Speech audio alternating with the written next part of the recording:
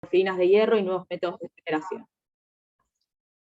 Mis directores de tesis, como ya dijeron, son el doctor Fabio Doktorovich y el doctor Juan Pellegrino, y mi consejero de estudios, el doctor José Oda. Bueno, el objetivo general de la tesis, en pocas palabras, es profundizar el estudio de la química del HNO, el nitroxilo y el óxido nítrico, principalmente en entornos biomiméticos, pero también en fase gaseosa. La presentación va a estar compuesta por distintas secciones, empezando por una introducción, luego un comentario sobre la metodología experimental, y luego 3 secciones de resultados, de las cuales voy a solamente explayarme en 2 de ellas y hacer un pequeño comentario sobre la última. Bueno, empezando entonces con la introducción, el óxido nítrico, o NO, es un gas incoloro que fue descubierto por Priestley en el siglo XVIII, y que históricamente fue considerado como un agente contaminante. Esto se debe principalmente a su producto de reacción con el oxígeno, que es el dióxido de nitrógeno, que es un gas irritante precursor de la lluvia ácida. Esta molécula es una especie radicalaria, y su electrón desapareado se encuentra alojado en un orbital de tipo pi antiligante, como vemos en el diagrama de orbitales moleculares. Por otra parte, tiene una rica química redox, ya que es susceptible de ser reducido por un electrón para dar como resultado el anión nitroxilo, NO-, que es muy inestable y cuya única sal pudo ser aislada recién en el 2012, y además puede ser oxidado por un electrón para dar como resultado el catión nitrosonio, que se utiliza como agente nitrosante. En esta tabla podemos ver cómo, a medida que disminuye el estado de oxidación del nitrógeno, se alarga la distancia de enlace NO, y consecuentemente disminuye la frecuencia de estiramiento IR, lo cual denota una debilitación del enlace. Por otra parte, el anión nitroxilo, que recién mencionaba, es una especie básica y puede protonarse para dar como resultado lo que vamos a llamar HNO o nitroxilo durante la presentación, aunque la IUPAC también lo define como azanona, cuya estructura está esquematizada aquí, y que es una especie muy reactiva, principalmente debido a su tendencia a dimerizar para dar en un primer paso ácido hiponitroso, que luego se descompone para dar óxido nitroso y agua. Es por esto que es una especie muy difícil de almacenar y manipular, y para estudiar sus efectos y su reactividad se suele recurrir frecuentemente al uso de compuestos donores que liberan esta especie frente a ciertos estímulos químicos. Dentro de los compuestos donores de HNO, el primero en desarrollarse es la sal de Angeli, cuya fórmula se muestra aquí, y que liberan nitroxilo y nitrito en medio ácido. Y también existe otro gran grupo de donores de HNO, que son los derivados de hidroxilamina con buenos grupos salientes, cuyas algunos ejemplos se muestran en esta figura, que por el contrario liberan nitroxilo tras reaccionar con base. Dentro de este grupo se encuentra la familia de los derivados de ácidos de Pilotty, cuya estructura general se muestra aquí, y que son uno de los protagonistas de este trabajo, como veremos más adelante. En particular, el hecho de que los ácidos de Pilotty tengan un grupo aromático hace que sean susceptibles a distintas transformaciones de patrones de sustitución, que le confieren distintas propiedades a cada uno de estos derivados, tanto en su pH de donación de HNO, como también en otras propiedades como su solubilidad en agua o solventes orgánicos. Bueno, en la década de 1980 se obtuvo la primera evidencia experimental de que el óxido nítrico es una molécula que posee actividad biológica, y fue denominada entonces como el primer gasotransmisor. En particular, posee actividad como vasodilatador, cardioprotector, y también está involucrado en la respuesta inmune. En mamíferos existe un receptor específico de esta molécula, que es la enzima guanilato ciclasa soluble, y por otra parte es sintetizado endógenamente por la enzima óxido nítrico sintasa. Todos estos avances le valieron ser nombrada la molécula del año por la revista Science en el año 92, y también fue el motivo del Premio Nobel de Medicina y Fisiología en el 98 a los investigadores que estudiaron sus efectos en el sistema cardiovascular. Por otra parte, también estas propiedades derivaron en ciertas aplicaciones médicas del óxido nítrico. En particular aquí muestro un respirador de óxido nítrico que es utilizado, en particular para el tratamiento de síndromes respiratorios agudos, y también es utilizado como agente antimicrobiano. Su producto de reducción, el nitroxilo, tampoco se queda atrás, y más recientemente se descubrió que también posee efectos fisiológicos propios, algunos de los cuales son análogos a los producidos por el óxido nítrico, como su capacidad de actuar como vasodilatador y cardioprotector, y otros específicos que están relacionados principalmente con su especial reactividad hacia residuos azufrados y centros férricos. Puede ser producido enzimáticamente en determinadas condiciones, por ejemplo a partir de arginina, por óxido nítrico sintasas en ausencia de un cofactor, por hemoproteínas a partir de hidroxilamina, y también por otras enzimas a partir de óxido nítrico. Además, se corroboró que puede ser producido por reacción de óxido nítrico con reductores biológicamente relevantes, como los que se muestran en la figura. Sin embargo, aún está en duda su producción endógena. Bueno, además de poseer efectos fisiológicos propios, ambas especies forman parte de lo que se denomina el ciclo del nitrógeno, que es el conjunto de procesos biogeoquímicos que metabolizan las distintas especies de nitrógeno en el ambiente. Sorprendentemente, este ciclo es más afectado por la actividad humana que el ciclo del carbono, y esto se debe principalmente a la enorme cantidad de fertilizantes que se vierten en los suelos, de los cuales un mínimo porcentaje termina siendo efectivamente absorbido por los cultivos, y el resto termina lixiviando y afectando los ecosistemas. Además, en este ciclo se producen grandes cantidades de óxido nitroso, que es un gas que tiene un gran potencial de efecto invernadero. Si observamos estos ciclos, por ejemplo, podemos ver que en el proceso de denitrificación, en el que se reducen nitritos y nitratos a óxido nitroso y dinitrógeno, se produce óxido nítrico a partir de nitrito por la acción de nitrito reductasas, y luego el mismo es reducido a óxido nitroso por la acción de óxido nítrico reductasas. Por otra parte, en el proceso de nitrificación, donde se oxidan amonios a nitritos y nitratos, es producido a partir de hidroxilamina por la enzima hidroxilamina oxidorreductasa, y luego otra enzima desconocida lo oxida a nitrito. Para el caso del HNO, si nos enfocamos, por ejemplo, en los posibles ciclos catalíticos de la enzima óxido nítrico reductasa del citocromo P450, que de nuevo reduce óxido nítrico a óxido nitroso en hongos, podemos ver que en su ciclo catalítico está propuesto que tras la unión de una molécula de óxido nítrico a un centro férrico, lo cual le termina otorgando un carácter electrofílico al ligando, tiene lugar una transferencia directa de hidruro desde una molécula de NADH para dar, por ejemplo, un intermediario de tipo hierro 2-HNO. Este tipo de transferencias directas de hidruro no son comunes en la naturaleza, y de hecho es el único ejemplo, hasta donde yo sé al menos, que se ha encontrado. Por otra parte, en la reducción disimilatoria de nitritos a amoníaco, llevada a cabo por nitrito reductasas del citocromo C, también se propone la formación de un intermediario hierro-HNO a partir de la transferencia de electrón acoplada a protón hacia un complejo hierro-NO. Bueno, todas las enzimas que nombré hasta el momento, óxido nítrico, sintasas y reductasas, nitrito reductasas, hidroxilamina oxidorreductasas, guanilato ciclasa soluble, etc., tienen en común que son todas enzimas hémicas. Esto significa que poseen en su estructura grupos prostéticos hemo, que son los responsables de gran parte de su actividad catalítica. En particular, aquí les muestro la estructura del grupo hemo-B, que es un cofactor que está presente en otras proteínas tal vez más conocidas, como la hemoglobina y la mioglobina, y podemos observar que se trata a grandes rasgos de un anillo porfirínico sustituido, coordinado a un átomo de hierro. Las porfirinas, por su parte, se pueden comprender como macrociclos tetrapirrólicos, que poseen sus determinadas posiciones de sustitución, aquí están demarcadas las posiciones beta y meso, y que al deprotonarse sus nitrógenos pirrólicos dan lugar a un dianión que puede actuar como ligando tetradentado para distintos metales que se puedan acomodar en su cavidad central. Debido a su alto grado de conjugación, son compuestos muy coloreados, como se ve en la imagen, y poseen además espectros UV visibles que son característicos. En particular, alrededor de 400 nanómetros poseen una banda de absorción muy intensa, denominada banda de Soret, cuya absortividad molar está en el orden de 100.000 centímetros a la menos 1, molar a la menos 1, mientras que a mayores longitudes de onda hay bandas secundarias denominadas bandas Q, que son aproximadamente 10 veces menos intensas.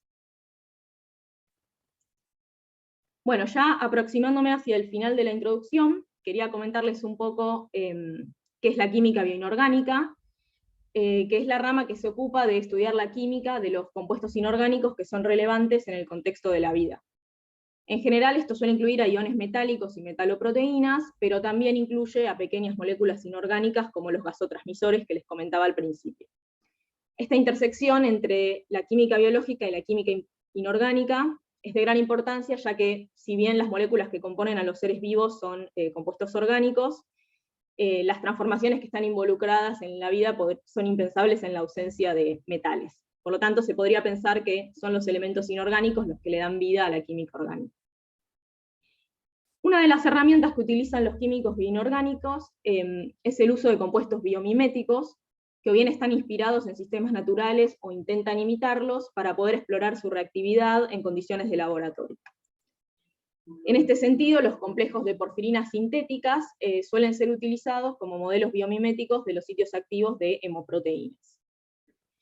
A modo de ejemplo, uno de los hitos fundacionales de la química bioinorgánica fue lograr modelar la unión reversible de hemoglobina a dioxígeno, que se encarga justamente la hemoglobina de transportar el dioxígeno como tal, y en un principio, al intentar emular esta reacción utilizando una porfirina sintética simple, como la que se ve aquí, que es la tetrafenilporfirina ferrosa, no se lograba obtener el complejo con dioxígeno coordinado, sino que se obtenía como resultado la porfirina oxidada en su forma oxodimérica. Sin embargo, al modificar estructuralmente esta porfirina para que resultara estéricamente impedida por una de sus caras, es decir, preparando una porfirina conocida como bis-picket fence, sí se logró obtener un complejo con dioxígeno coordinado al hacerlo reaccionar con esta molécula, y la coordinación en este caso resultó reversible. Por lo tanto, queda en evidencia en este caso la gran importancia que tiene, además del sitio activo, todo el entorno aminoácidico alrededor del mismo para estabilizar diversos intermediarios. Bueno, finalmente, para hablar un poco de los complejos de coordinación con óxido nítrico, como decíamos al principio, el óxido nítrico es un ligando no inocente, y por lo tanto puede oxidarse o reducirse al coordinarse un metal. Además, el enlace metal-NO tiene un alto grado de covalencia, y entonces no siempre resulta obvia la distribución electrónica entre el metal y el ligando. Es por esto que Enemart y Feltham desarrollaron una notación específica para nitrosilos metálicos, en la cual se comprende a la entidad de MNO como un solo grupo, al cual se le asigna un número n, que corresponde a la suma de los electrones d del metal y los electrones en el orbital pi antiligante del ligando. Entonces, por ejemplo, en el caso de la tetrafenilporfirina ferrosa coordinada a óxido nítrico, tenemos un hierro 2 que es un D6, y el óxido nítrico posee un electrón en su orbital antiligante, por lo tanto tenemos un complejo de tipo hierro NO7. En el caso de un complejo de cobalto 2 tenemos un D7, y entonces en este caso tenemos un complejo cobalto NO8, y así sucesivamente. Para el caso de los complejos de hierro, que son los que van a ser desarrollados en este trabajo, por ejemplo, una descripción de tipo hierro NO6 podría corresponder a una distribución electrónica de tipo hierro 2 NO+, o hierro 3 NO. Los complejos hierro NO7 podrían corresponder a, obviamente estas serían las descripciones límites, hay infinitas descripciones intermedias posibles, podrían describir así como complejos hierro 2 NO, como hierro 3 NO-, y en el caso de los complejos de hierro 2 nitroxilo, estén protonados o no, pueden describirse como complejos hierro NO8. En particular, el ángulo de la entidad metal NO suele estar determinado depende del número n específicamente, y aquí vemos un ejemplo en el cual, partiendo de un complejo hierro NO6, se va, con el mismo coligando, se van realizando sucesivas reducciones de un electrón, y en el primer caso, en el complejo hierro NO6, tenemos un ángulo hierro NO casi lineal de 173 grados, al reducir por un electrón tenemos el correspondiente complejo hierro NO7, y el ángulo disminuyó para ser aproximadamente 144 grados, y al reducir nuevamente poseemos el complejo de hierro NO8, que sería de hierro nitroxilo, en el cual el ángulo hierro NO disminuyó hasta ser cercano a 127 grados. Bueno, ya terminamos con la introducción, así que ahora voy a pasar a hacer un breve comentario sobre la metodología experimental. En particular, todos los complejos utilizados durante este trabajo y también los reductores que se fueron ensayando son especies que son sensibles al aire porque reaccionan con el oxígeno. Por lo tanto, en la mayoría del tiempo se tuvo que trabajar en estricta exclusión de aire, y para ello se utilizaron equipos y técnicas especiales. En particular, se hizo uso de una línea de Schlenk de vacío y argón, como la que se ve en la figura, para el trabajo en ausencia de oxígeno en general, y también se hizo uso de una caja seca de nitrógeno para el trabajo en ausencia de agua, además de en ausencia de oxígeno, es decir, se utilizó principalmente para los experimentos en medio orgánico. En ambos casos se hizo uso de material de Schlenk, como el que se ve en la figura. Aquí vemos tubos de Schlenk, balones, y aquí una celda de electroquímica de Schlenk, que es material de laboratorio especial que permite evacuar el sistema y purgarlo con un gas inerte para mantener fuera el aire. Para manipular las soluciones se hizo uso de jeringas Hamilton Gas Tight de distintos volúmenes, y también siempre se tuvo que confiar, digamos, en un vacuómetro Pirani para asegurar realmente la ausencia de oxígeno en la línea. Por otra parte, se tuvo mucho cuidado con el desgasado de los solventes, para lo cual se utilizaron diversos métodos dependiendo del solvente en cuestión. En algunos casos se burbujeó con argón por 30 minutos, se hizo vacío sobre la fase líquida por 3 ciclos. En el caso de los solventes orgánicos, se recurrió a destilar bajo atmósfera inerte con un agente desecante apropiado, y en algunos casos también se realizaron ciclos de freeze-pan-thaw. El hecho de que los solventes estuvieran desoxigenados resultó crucial para poder llevar a cabo el trabajo, ya que en varios de estos solventes la solubilidad del oxígeno está en el orden de milimolar, mientras que las condiciones de trabajo UV de los complejos estaban en una concentración del orden micromolar. Por lo tanto, aún asegurándonos de disminuir la concentración de oxígeno en 2 órdenes de magnitud en los solventes, podían encontrarse trazas en una proporción equimolar al complejo con el cual se estaba trabajando, con lo cual es un aspecto clave, y aunque esto esté resumido en una sola diapositiva, posiblemente es lo que resuma la mayor cantidad del trabajo realizado durante el doctorado. Bueno, voy a pasar ahora sí a la primera sección de resultados, que es la sección más extensa y la principal, que trata de la preparación de complejos biomiméticos hierro NO7, hierro NO8 y hierro HNO basados en una porfirina soluble en agua. Primero quería comentarles un poco de los antecedentes existentes en este tipo de complejos de hierro nitroxilo. Por un lado tenemos complejos que voy a denominar hémicos, es decir, que intentan emular o sirven para estudiar la reactividad de sitios activos de hemoproteínas, todos estos desarrollados en medio orgánico.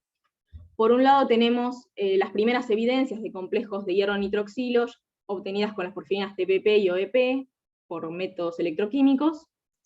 Más adelante se pudo aislar por primera vez un complejo de hierro nitroxilo en nuestro laboratorio, utilizando una porfirina altamente atractora, que luego incluso pudo ser caracterizado por difracción de rayos X. Más adelante se obtuvo evidencia también de los complejos protonados, es decir, los complejos de hierro HNO, de la octetilporfirina y 2 porfirinas más, pero en condiciones especiales, es decir, a muy baja temperatura para evitar su descomposición. Y finalmente, utilizando una porfirina bis picket fence, que en este caso está estéricamente impedida por ambas caras, se logró preparar un complejo de hierro HNO que resultó estable por horas, lo cual se adscribió a una protección estérica por estos grupos voluminosos. Si miramos qué estaba ocurriendo en medio acuoso, ya que como les dije todos estos ejemplos corresponden a medio orgánico, llama la atención la enorme estabilidad reportada para el complejo pentasiano ferrato HNO que se ve aquí, que resulta estable por horas y que, como podemos ver, no cuenta con ningún tipo de protección estérica particular. Esto nos llamó la atención y entonces nos preguntamos si son las interacciones con el solvente, en particular de puente de hidrógeno, lo que está influyendo favorablemente en la estabilidad de este compuesto. Por otro lado, en la intersección de estas 2 zonas, es decir, complejos hémicos y complejos solubles en agua, solo contamos con los ejemplos preparados por Farmer de complejos de HNO de la mioglobina y de otras globinas, que también resultaron enormemente estables por semanas, lo cual en este caso se adscribió a la protección dada por el entorno aminoacídico de la proteína. También en esta intersección, entonces, caerían las porfirinas solubles en agua, ya que intentan emular sitios activos de proteínas hémicas y son solubles en agua. Bueno, luego de hacer una búsqueda bibliográfica, decidimos empezar nuestro trabajo utilizando como plataforma porfirínica la porfirina TPPS de hierro, que se ve aquí en la figura, que es como la tetrafenilporfirina que vimos antes, pero con sustituyente sulfonato en la posición para de los fenilos, lo cual la convierte en un anión y por lo tanto le da su solubilidad en agua. Este compuesto ya había sido utilizado previamente en varios trabajos como modelo hémico, acuosoluble, por un lado. Por otro lado, un trabajo del 86 demostraba que era capaz de reducir nitritos amoníaco electrocatalíticamente. Su nitrosilo, es decir, su complejo hierro NO7, había sido previamente preparado in situ y estudiado por UV visible, con lo cual contábamos cierta información sobre este compuesto. Y más interesantemente, en un trabajo de 1996 se había estudiado la reducción de este nitrosilo por flash fotólisis y se había obtenido como resultado un espectro transiente asignado a la especie de hierro NO8 que decaía con un tiempo de vida media de 2 segundos. Toda esta información nos resultaban, que consideramos como resultados alentadores, y entonces elegimos esta plataforma para estudiar complejos biomiméticos hierro NO8. En particular, entonces, nos propusimos, por un lado, preparar y aislar el nitrosilo precursor para poder ampliar su caracterización, es decir, el complejo hierro NO7, y a partir de este precursor obtener y estudiar sus productos de reducción hierro NO8. En este punto cabe mencionar que también se realizaron experimentos con la porfirina catiónica hierro TMPIP, que se ve aquí, pero como no se obtuvieron resultados concluyentes con esta plataforma, se la decidió dejar fuera del trabajo de tesis, pero se exploraron otras alternativas. Bueno, entonces, para poder aislar el nitrosilo de la porfirina TPPS de hierro, en un primer lugar, partiendo de la porfirina libre comercial, se realizó una metalación, siguiendo métodos ya reportados en literatura, con algunas modificaciones, de las cuales la más importante fue haber cambiado la fuente de hierro de sulfato a cloruro, lo cual terminó favoreciendo un montón la purificación de este compuesto. Y en un segundo paso, lo cual resultó más novedoso, se preparó el nitrosilo de esta porfirina a partir de la reacción de la porfirina férrica con un donor de HNO de la familia de los ácidos de Piloti, que nombrábamos en la introducción. En ambos casos las reacciones se siguieron por UV visible, en este último caso también bajo atmósfera inerte, debido a que el producto se descompone al reaccionar con el oxígeno. Aquí les quería mostrar simplemente para que se imaginen cómo son los experimentos. Esto es un tubo de Schlenk, y adentro tengo distintos viales con los reactivos utilizando, y aquí está ocurriendo la reacción de la porfirina férrica con el nitrosilo. Podría decir que aquí ya casi está terminada la reacción debido al color rojo de la solución. Lo que ocurre aquí es que en presencia de base, el donor libera HNO, que luego reacciona con la porfirina férrica para dar el nitrosilo.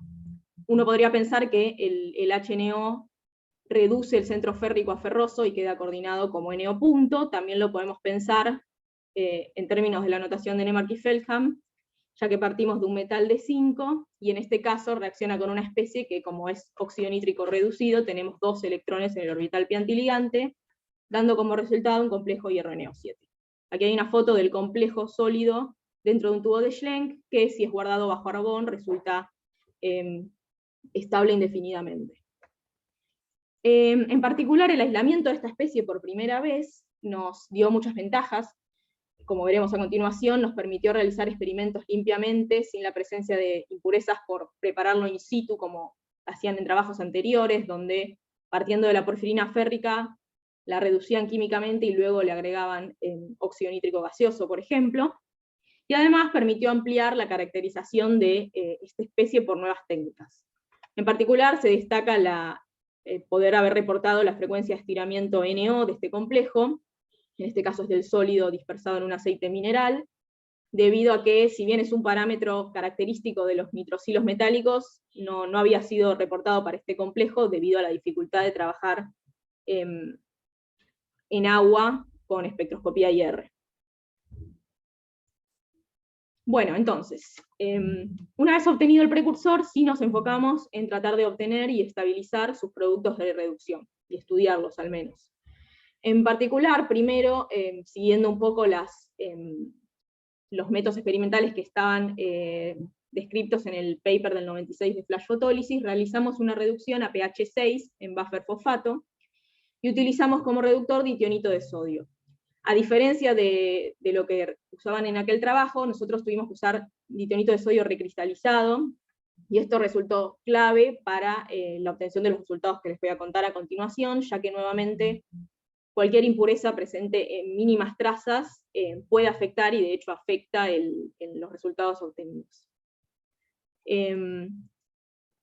Al realizar la reducción a escala UV, observamos cambios en el espectro que son consistentes con los que se habían observado en aquellos estudios de flash fotólisis, en los cuales se observa principalmente un aumento de la absorbancia de la banda de Soret en aproximadamente un 40%, con un leve corrimiento hacia el rojo, y un incremento también en la absorbancia de la banda Q principal.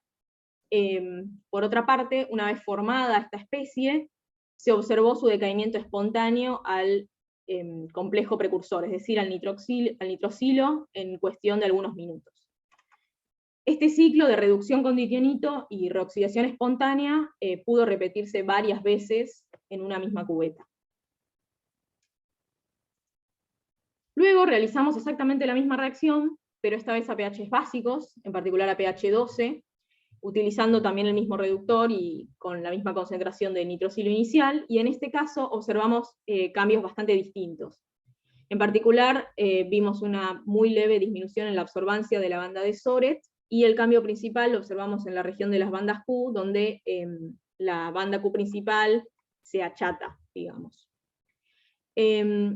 Estos cambios son consistentes con los observados en medio orgánico al realizar reducciones de complejos porfirínicos hierro NO7, y aunque en este caso no se evidenció un decaimiento gradual al nitrosilo precursor, este producto resultó bastante difícil de obtener, debido a que en medio básico el potencial de reducción del ditionito es bastante mayor a aquel en pH 6, y por lo tanto era muy fácil caer en la sobrereducción del ligando, y terminar observando simplemente la porfirina de hierro 2 sin ningún ligando coordinado. Sorprendentemente, el agregado de ácido y base a los productos obtenidos a pH 6 y pH 12 permitió la interconversión de los espectros, por lo tanto, asignamos al producto obtenido a pH 6 como el complejo de hierro HNO de la porfirina TPPS, y el complejo a pH 12 como el complejo, y el producto a pH 12 como el complejo de hierro 2 NO-. Aquí de nuevo, simplemente a modo ilustrativo para que se imaginen cómo son los experimentos, todos estos ensayos se realizaron en estricta ausencia de oxígeno, lo cual nos llevó mucho tiempo de optimizar también. Y aquí vemos cómo, por ejemplo, bajo atmósfera de argón, que está entrando por este lado, estoy tapando con una pinza una cubeta de UV visible de paso óptico 2 milímetros para luego sacar y ir a medir al espectrofotómetro. En los otros tubitos hay reactivos. Bueno, entonces hasta aquí pudimos caracterizar por UV visible ambos productos de reducción del complejo hierro NO7 en agua y a temperatura ambiente, lo cual ya de por sí es un avance respecto a los antecedentes que mencionamos en medio orgánico. Quedan algunas cosas pendientes a determinar, como por ejemplo cuál sería el pKa del HNO coordinado en el complejo de hierro HNO. Por UV visible pudimos estimar que este valor estaba entre 9 y 10, debido a que a pHs menores o iguales a 9 obteníamos la especie protonada, y a pHs mayores a 10 la deprotonada, pero sería bueno especificarlo un poco. Y por otro lado, también nos llamó la atención la reoxidación espontánea del complejo de hierro HNO, y entonces nos propusimos estudiar la naturaleza de este proceso. Además, la obtención del estudio de estas características también podría servir luego para extrapolarlas a posible reactividad de intermediarios biológicamente relevantes. Bueno, entonces, para obtener una mejor estimación del pKa, en un primer lugar se realizaron experimentos de electroquímica, específicamente de voltametría cíclica a distintos valores de pH, Estos experimentos se realizaron con la enorme ayuda del doctor Gabriel Gordillo, usando su electrodo de gota colgante de mercurio, y lo que observamos es, en todos los casos, ondas irreversibles de reducción, y el potencial correspondiente al pico catódico, observamos que fue migrando a menores potenciales a medida que se incrementaba el pH, lo cual es consistente con el equilibrio ácido-base en cuestión. Así se pudieron estimar entonces potenciales de reducción para las cuplas hierro NO7 y hierro HNO a pH 6, por ejemplo, y hierro NO7 y hierro NO8. Y nuevamente, en este punto vale destacar la importancia de haber contado en un principio con el precursor hierro NO7 aislado en forma sólida, ya que nos evitamos cualquier tipo de interferencia de compuestos auxiliares, como por ejemplo nitrito o NO-gas, que habían sido utilizados en trabajos anteriores. Finalmente, si se grafican los valores de potencial de reducción en función del pH y se los ajusta según lo predicho por la ecuación de Nernst, se puede estimar el pK del HNO coordinado en el complejo de hierro 2 de TPPS en 9,7, lo cual concuerda con lo observado previamente en los experimentos UV visible. Por otra parte, resulta bastante menor que lo reportado para el HNO libre, y se encuentra dentro del rango estimado entre 8 y 10 para un complejo de hierro HNO en medio orgánico.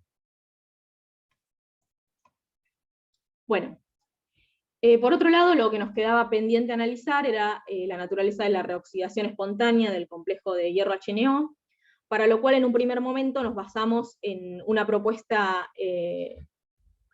hecha en medio orgánico, para descomposición de complejos hierro HNO en medio orgánico, que contemplaba una reacción de tipo bimolecular entre los complejos de hierro HNO, para dar como resultado los nitrosilos, con generación de hidrógeno molecular. Este producto había sido detectado en varios experimentos, pero en ningún caso se reportaba una cinética descomposición de estos compuestos. Sorprendentemente, tampoco se lo reportaba para el complejo de HNO obtenido con la porfirina picket fence estéricamente impedida, que era estable por horas. Escuché un ruido, no sé si alguien iba a decir algo. Por otra parte, una descomposición bimolecular de este tipo también es consistente con la mayor estabilidad reportada para este complejo estéricamente impedido, ya que uno podría pensar que el acercamiento de estas especies para que reaccionen los ligandos está desfavorecido. Bueno, entonces realizamos medidas cinéticas de la absorbancia del complejo de HNO en función del tiempo. En particular comenzamos a pH 6 y a temperatura ambiente, utilizando como reductor ditionito recristalizado.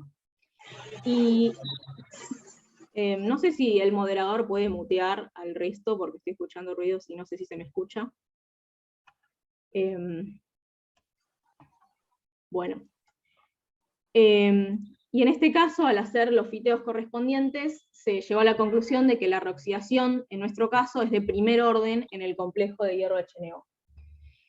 Por otra parte, el tiempo de vida media del complejo de hierro HNO resultó en nuestro caso 41 segundos, lo cual está bastante incrementado respecto a lo observado en los estudios de flash fotólisis, que era alrededor de 2 segundos.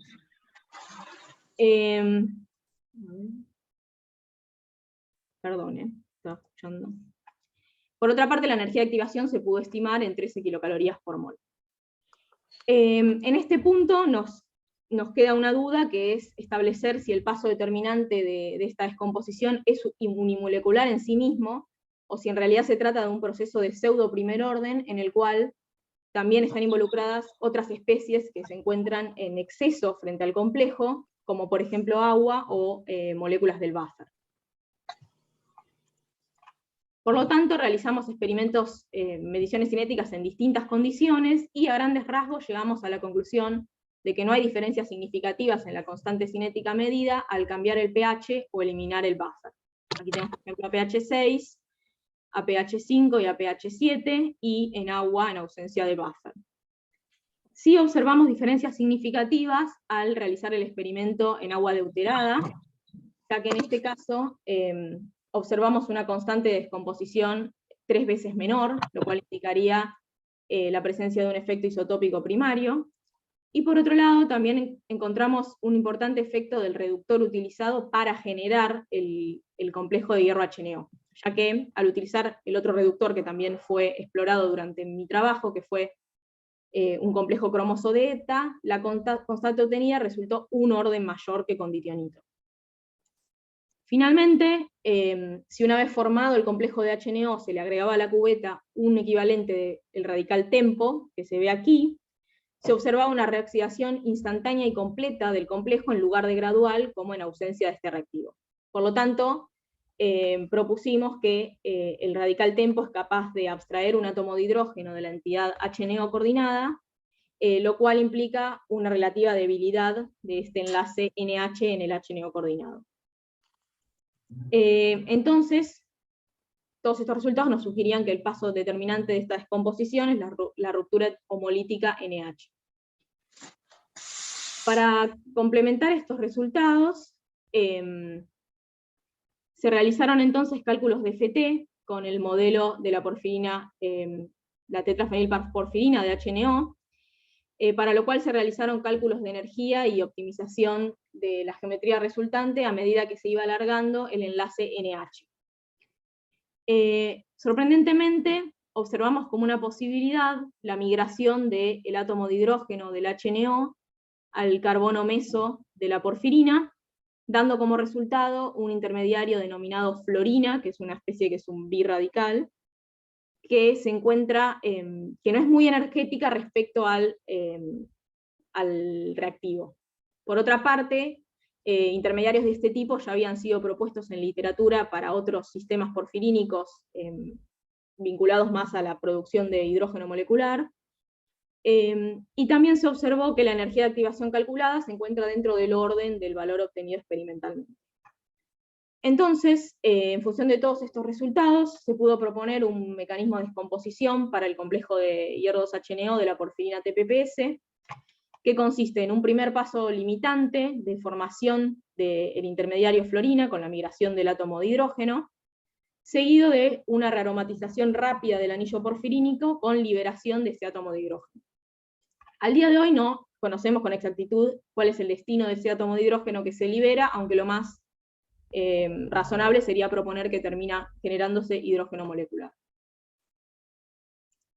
Bueno, entonces, como conclusiones de esta primera sección, podemos decir que el aislamiento del nitrosilo de TPPS, de hierro TPPS como sólido, permitió ampliar la caracterización de este complejo y realizar reacciones más limpias, que a la larga permitió también incrementar el tiempo de vida media del complejo de hierro HNO.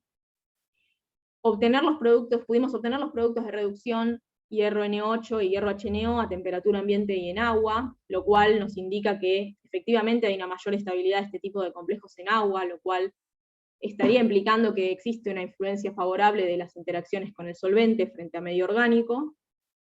Se puede estimar el pKa del HNO coordinado en 9,7, lo cual nos indicaría que intermediarios de este tipo son factibles en condiciones fisiológicas. Y finalmente pudimos proponer un nuevo mecanismo de descomposición para complejos de hierro HNO.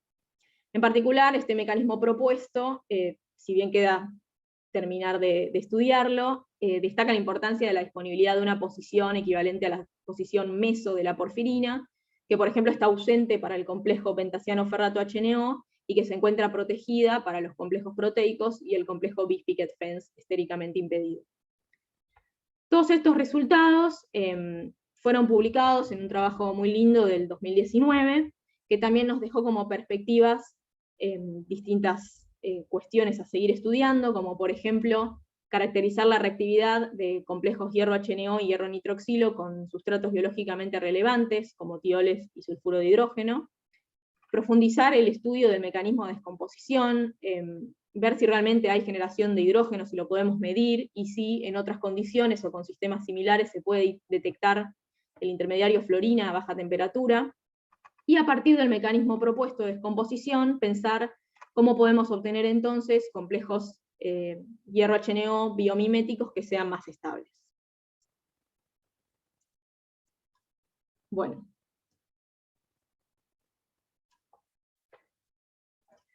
Ahora les voy a hablar de la segunda sección de de resultados que comprende el estudio de la estructura y la reactividad de el nitrosilo de la porfirina de hierro de TPPS en medio orgánico. Esto puede sonar un poco extraño, ya que una de las primeras cosas que dije es que la porfirina TPPS es una porfirina soluble en agua, y era la idea, pero en cierto punto nos propusimos preparar derivados organosolubles de este nitrosilo por intercambio de contraiones. Esto lo hicimos inicialmente simplemente con el objetivo de obtener cristales que puedan ser analizados por difracción de rayos X. El haber podido aislar el precursor sódico, el nitrosilo sódico, obviamente nos instó a tratar de cristalizarlo para obtener una estructura, sin embargo nunca tuvimos éxito con los precursores sódicos. Entonces dijimos, bueno, tal vez intercambiando los contraiones podemos favorecer las condiciones de cristalización y una estructura. Sin embargo, luego también el preparar estos derivados nos permitió, como veremos, ampliar la caracterización del sistema y estudiar la influencia del medio de manera directa. Para ello hicimos uso de dos contraiones orgánicos, por un lado el catión BTMA, benciltrimetilamonio, y por otro lado el catión PNP, iminio de bistrifenilfosfina. En el caso del BTMA, para realizar el intercambio de contraiones, se partió de la porfirina férrica de sodio, se la acidificó por pasaje en una columna de intercambio catiónico, y luego se la neutralizó con el hidróxido de BTMA, que fue preparado por mí en el laboratorio. Luego se llevó a cabo la nitrosilación, como siempre digamos, simplemente intercambiando el hidróxido de sodio por hidróxido de BTMA. El nitrosilo resultante en este caso, además de ser soluble en agua, también resultó soluble en metanol. Por otro lado, para el caso del PNP, el intercambio resultó mucho más directo, ya que simplemente poniendo en agitación los precursores sódicos con exceso de PNP en algún solvente orgánico, como diclorometano o acetonitrilo, se evidenció una gradual coloración de la solución, lo cual indica que la porfirina fue solubilizada en ese medio y que como resultado también precipitó en cloruro de sodio. El nitrosilo resultante en este caso resultó soluble en una gran variedad de solventes orgánicos. Bueno, una vez obtenidos estos precursores, evaluamos obviamente intentar cristalizarlos, aunque debido a la enorme variedad de solubilidades de los derivados de PNP, le teníamos bastante fe a ese derivado, no pudimos obtener estructuras con esos contraiones, aunque los derivados de BTMA sí nos dieron buenos resultados. En particular, para el nitrosilo con BTMA, se llevó a cabo un método de cristalización consistente en la difusión de vapores de acetona en una solución acuosa saturada del complejo, es decir, que se partió de una solución acuosa al fin y al cabo, aunque intercambiamos el contraión. Y tras varias semanas, en algunos casos, y tras muchos intentos también, se obtuvieron cristales en forma de aguja. Aquí de nuevo les muestro cómo era el setup experimental de la cristalización, aquí ya estaba casi finalizado el proceso, pero inicialmente se colocaban algunos miligramos del compuesto bajo atmósfera de argón y se realizaba una solución muy concentrada con agua desoxigenada. Los viales fueron zapados con septum y pinchados con agujas para disminuir lo máximo posible la difusión y que el proceso ocurra lo más lentamente posible, ya que estos cristales fueron muy difíciles de obtener, y se llenó el espacio alrededor de los viales con acetona desoxigenada. Luego, la cristalización se llevó a cabo dentro de este tubo Schlenk bajo argón. Bueno, finalmente entonces obtuvimos cristales de relativamente buena calidad, que pudieron ser medidos por la doctora Karina Gaviglio en la Comisión Nacional de Energía Atómica, utilizando un difractómetro de rayos X de monocristal, equipado con un criostato que permite disminuir la temperatura a 100 Kelvin. Estas medidas fueron realizadas a baja temperatura, ya que a temperatura ambiente, por ejemplo, o a temperaturas un poco mayores a 100 Kelvin, las muestras mostraban descomponerse. Aquí se ven las tres vistas de la celda unidad de este complejo. Solamente en esta vista dejé los contraiones y las moléculas de solvente por cuestiones de claridad. Y, sorprendentemente, observamos la presencia de cationes hexacuo magnesio en la estructura, que provienen de la síntesis de uno de los compuestos presentes en la nitrosilación, el derivado de ácido de Piloti, lo cual nos llama la atención aún al día de hoy, ya que no sabemos si la presencia de estos cationes fue clave en la obtención de los cristales, o si fue una cuestión de suerte o no, no lo sabemos aún, pero nos llamó la atención. Bueno, en esta tabla se muestran a grandes rasgos algunos información cristalográfica de esta especie, como es la celda y algunos parámetros de distancias y ángulos característicos, y sin meternos en detalle, la mayoría de los parámetros se encuentran dentro del rango reportado para complejos porfirínicos de óxido nítrico obtenidos en medio orgánico, al igual que el desorden observado que se evidenciaba sobre todo en la zona de coordinación del NO. Por lo tanto, el haber realizado la cristalización desde agua, digamos, no parece haber afectado sustancialmente los resultados. Como les decía, se ve bastante desorden en el ligando NO, en particular en el átomo de oxígeno, que se encuentra distribuido en dos conformaciones y cuyos elipsoides son bastante grandes, lo cual suele ser usual para este tipo de compuestos. Sin embargo, sí notamos que el ángulo hierro-NO es bastante bajo para en comparación a otros complejos hierro-NO7 reportados, y además que la distancia NO se encuentra bastante elongada según respecto a lo esperado para complejos de este tipo. Por lo tanto, un ángulo hierro-NO bajo y una distancia NO alargada nos estarían indicando que los cristales tampoco son de gran calidad. Pero sí son bastante decentes para lo que nos costó conseguirlos. Bueno, después a más grandes rasgos, observamos que el anillo porfirínico se encuentra distorsionado en forma de silla, y que si bien no evidenciamos la presencia de moléculas de agua cercanas al sitio de coordinación, que podría haber sido el caso, sí observamos la presencia de una molécula de acetona cercana, y lo destaco simplemente porque hay muy pocos ejemplos en los cuales se evidencia moléculas de contraiones o cosolventes cercanos al NO coordinado. Además, utilizando un método de cristalización similar, también se pudieron obtener y medir cristales del precursor férrico, sin el NO coordinado, en su forma oxodimérica, lo cual fue realmente también un resultado positivo. Bueno, y entonces, con los derivados que habíamos obtenido con el contraión PNP, si bien no pudimos obtener cristales, pudimos ampliar, como veremos, la caracterización del sistema en medio orgánico. En particular hicimos una caracterización espectroscópica en diclorometano.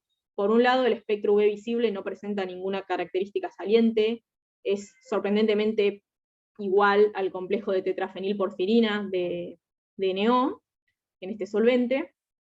Sí resultó más interesante poder medir el espectro IR en solución en diclorometano, ya que obtenemos una banda mucho más definida e intensa para el estiramiento hierro-NO, a 1670 centímetros a la -1, hierro-NO no, perdón, estiramiento de NO, cuyo valor es comparable a los reportados para otras porfirinas con sustituyentes donores.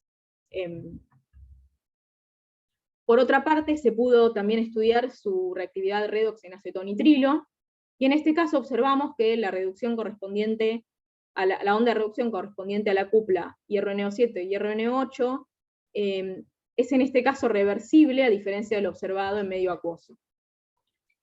Por otra parte, y también a diferencia de lo observado en medio acuoso, no se observó que esta onda cambiara su posición tras el agregado de equivalentes crecientes de ácido, como se ve en la figura. Si recordamos, en medio acuoso, si veíamos como al cambiar el pH, el potencial de reducción de la onda iba cambiando. Esto no lo vimos en medio orgánico, y sí vimos la aparición de una onda de reducción a potenciales más negativos de aspecto catalítico, que no se ve en ausencia del complejo, es decir, no es una onda del ácido. En principio no sabemos qué proceso está ocurriendo. En otros casos se ha observado producción de amoníaco o hidroxilamina, aunque no con una onda catalítica como la que vemos aquí. No podemos descartar que se esté generando hidrógeno, aunque no lo sabemos, pero como conclusión podemos decir que el complejo protonado hierro-HNO no parece ser fácil de observar y de obtener. Bueno, por otro lado, exploramos también la química redox por IR, que como les decía es una técnica que no se suele utilizar mucho en medio acuoso.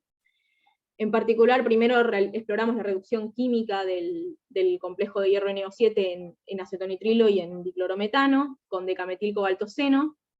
Lo que observamos al reducir es la desaparición de la banda correspondiente al nitrosilo, pero por cuestiones de interferencia con bandas del reductor o del solvente no pudimos observar en ningún caso la aparición de bandas asignables al producto de reducción, pero al agregarle ácido acético a ese producto de reducción se observó la reaparición de la banda correspondiente al nitrosilo. De nuevo, esto nos estaría indicando que el complejo hierro HNO no es muy estable, si bien podría pasar que se esté protonando y descomponiendo inmediatamente y no lo llegamos a medir, aunque también es posible que haya filtraciones de oxígeno que hayan oxidado al producto de reducción y luego la adición de ácido no resultara en ningún cambio. Para complementar estos resultados, se realizaron también reducciones espectroelectroquímicas en IR, que resultaron mucho más esclarecedoras que las reducciones químicas. Observamos al reducir, igual que antes, la desaparición de la banda correspondiente al estiramiento NO del precursor, y en este caso sí pudimos observar la aparición de distintas bandas en distintas zonas del espectro. Estos cambios resultaron reversibles luego al revertir el potencial y reoxidar la muestra. Llama la atención entre estas bandas observadas la aparición de una banda a 1464 centímetros a la -1, ya que se encuentra en la zona esperable para complejos, para estiramientos NO de complejos hierro N8, y por lo tanto la asignamos tentativamente al estiramiento NO del complejo hierro N8 de la TPPS, ampliando la caracterización inicial del sistema, ya que esta información no podíamos obtenerla en medio acuoso. Bueno, y finalmente se realizaron estudios también de reactividad redox por UV visible, y en este caso, en diclorometano, y en este caso tanto la reducción química con decametilcobaltoceno como la reducción espectroelectroquímica dieron cambios similares, en los cuales se observó una pequeña disminución de la absorbancia de la banda de Soret y un leve achatamiento de la banda Q principal, lo cual, como recordamos, es consistente con lo observado en medio acuoso básico para esta misma porfirina, y también con lo observado para complejos hierro NO7 porfirínicos en medio orgánico. También se evaluaron estas reacciones en presencia de ácido acético, pero los resultados no fueron muy concluyentes.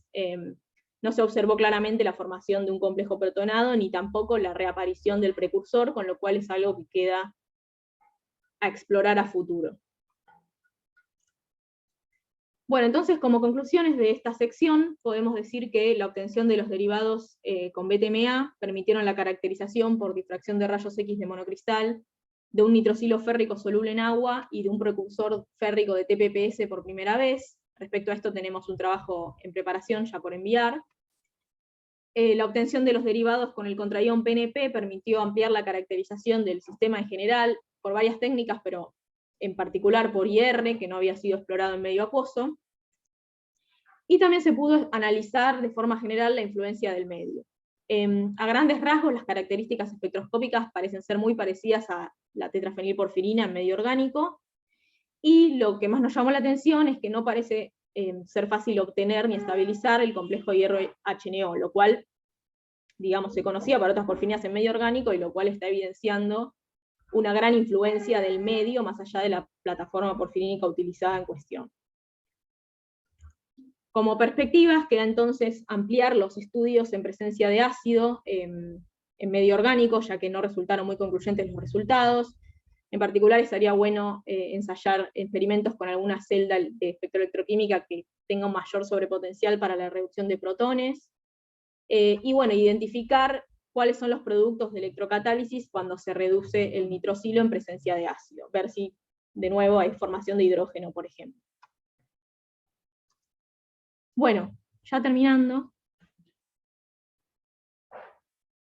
como les adelanté al principio, no me voy a detener en desarrollar esta última sección de resultados. Principalmente decidí explayarme en las otras porque es el trabajo que hice casi el 100% yo, mientras que este trabajo, si bien es muy interesante, tuvo muchas colaboraciones. Sin embargo, voy a dedicarle una diapositiva a describir brevemente qué es lo que se llevó a cabo en esta sección. En particular se realizó un trabajo en colaboración con otros grupos de Enquimae, perdón, no leí el nombre de la sección, que es Nuevos métodos de generación de nitroxilo en fase gaseosa, Y este trabajo, como les decía, involucró la colaboración con otros grupos de Inquimae, y también con colaboradores de la Universidad Johns Hopkins en Estados Unidos. De forma general, se estudió la reacción de donores de HNO sólidos de la familia del ácido de Pilotty, sintetizados por mí. Aquí tenemos el nitropiloti y el fluorpiloti, y lo que se estudió es la factibilidad de la generación de HNO gaseoso a partir de los donores en estado sólido. Esto se estudió por la reacción de esos donores con bases gaseosas, por un lado, y por calentamiento de los sólidos. Respecto a las reacciones con base gaseosa, se recurrió a la detección directa e indirecta de la generación de HNO.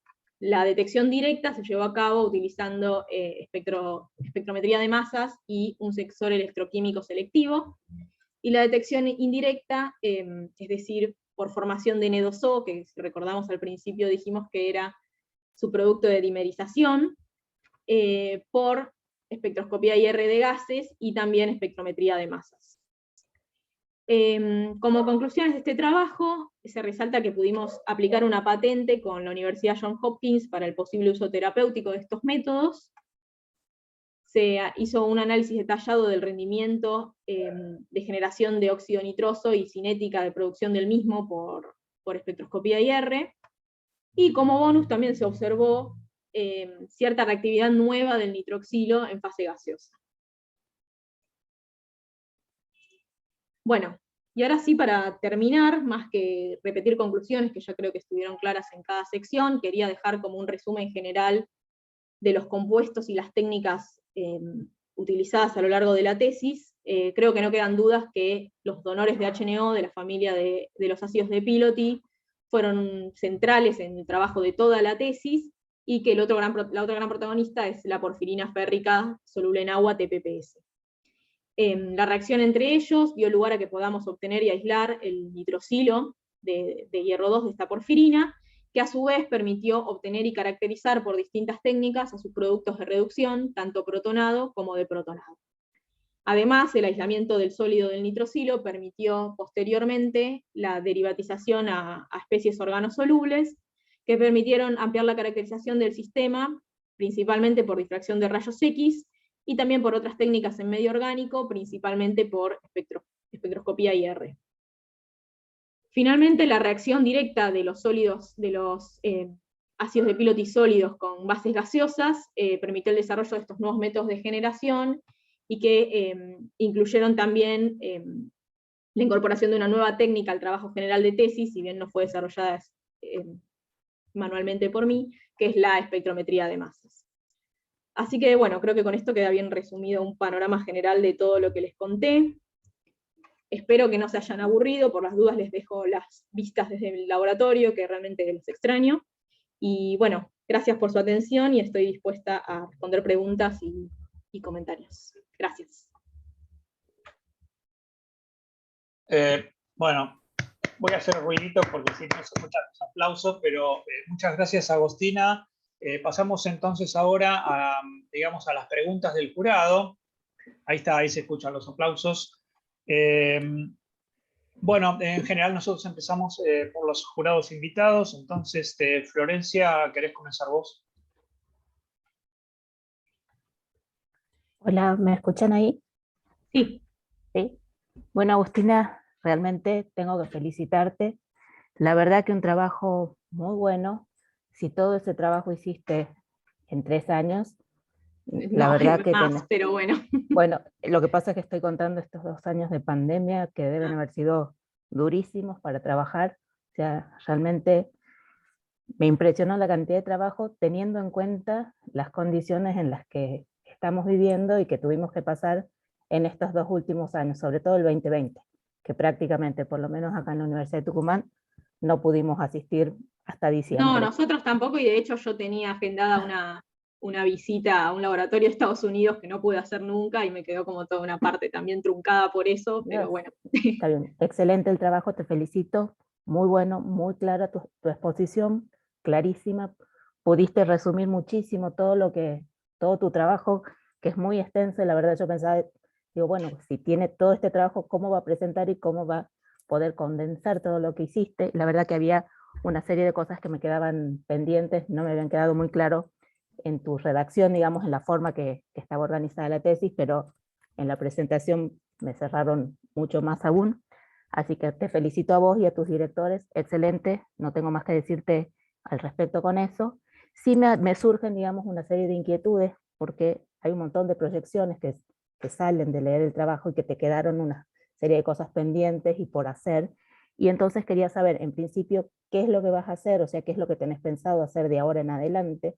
Y esa sería una pregunta. Y la otra es, si vos tuvieras que elegir una porfirina soluble, ¿qué sustituyentes le pondrías como para ver cómo se compara respecto a la porfirina que ustedes usaron con ese grupo sulfonato, ¿no? Sí, bueno, muchas gracias. Respecto a la primera pregunta, yo ahora no estoy trabajando todos los días en el laboratorio, pero sí tenemos pendiente con Juan terminar de cerrar toda esta última sección de los experimentos en medio orgánico, que bueno, hay cosas que obviamente quedaron inconclusas que decidí exponerlas igual como para también mostrar que no todo cierra perfecto.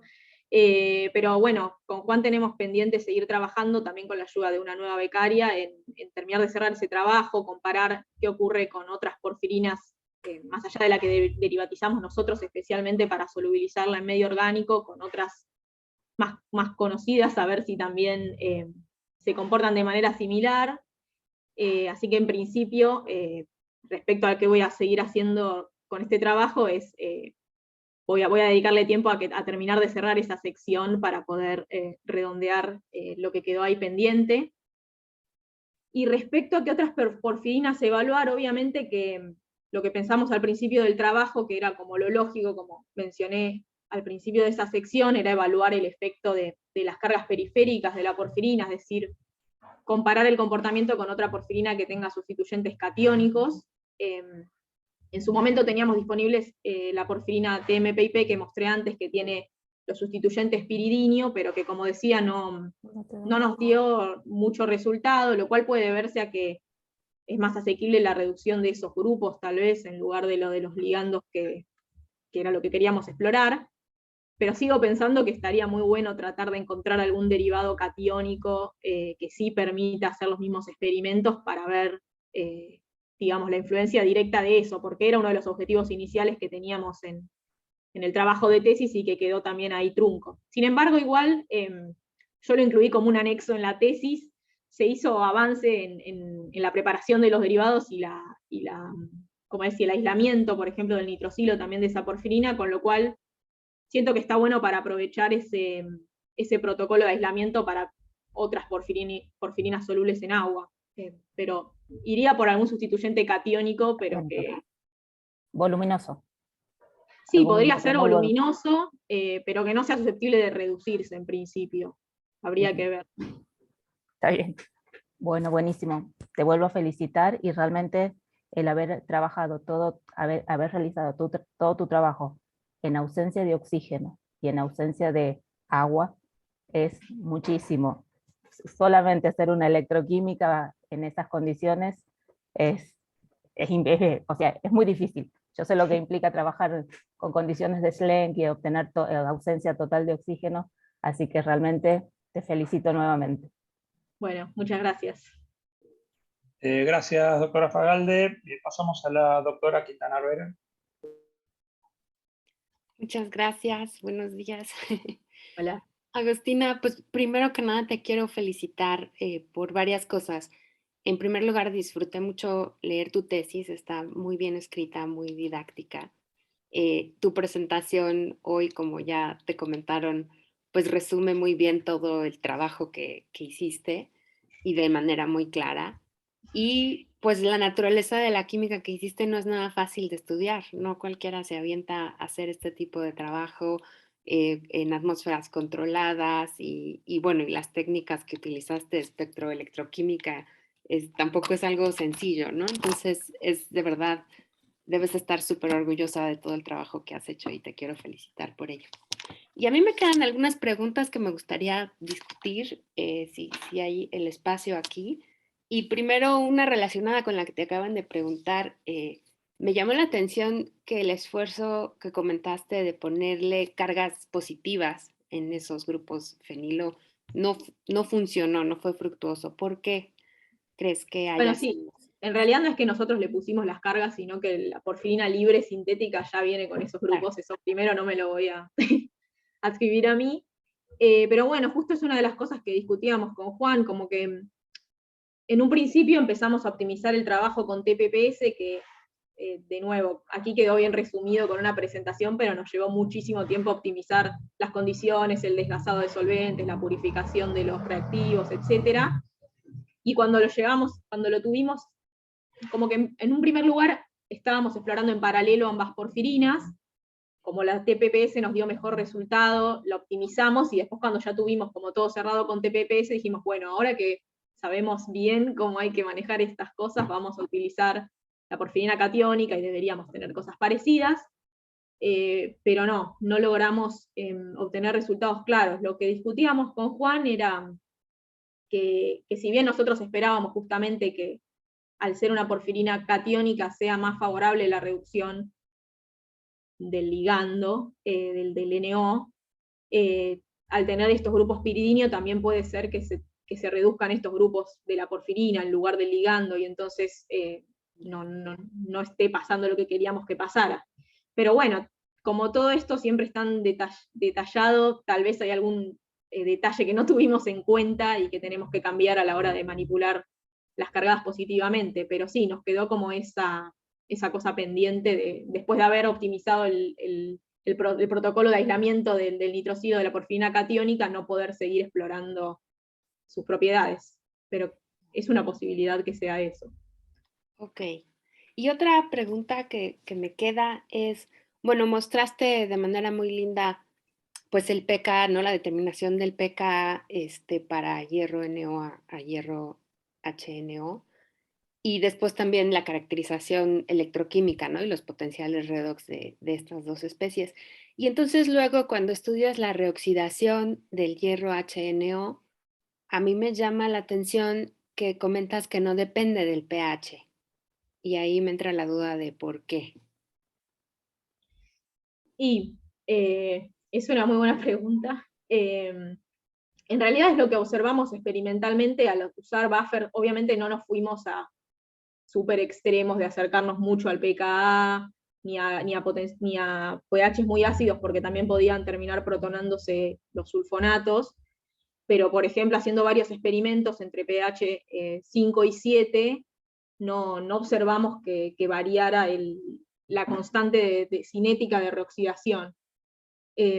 Porque en principio pensábamos, si tal vez reacciona con algún protón o con alguna especie del agua o del buffer que esté afectando la reacción, y eso es lo que queríamos testear, pero no fue lo que observamos experimentalmente. Yo supongo que a medida que nos acerquemos al pKa sí puede variar, porque ya ahí no sería la única especie presente al 100%, digamos.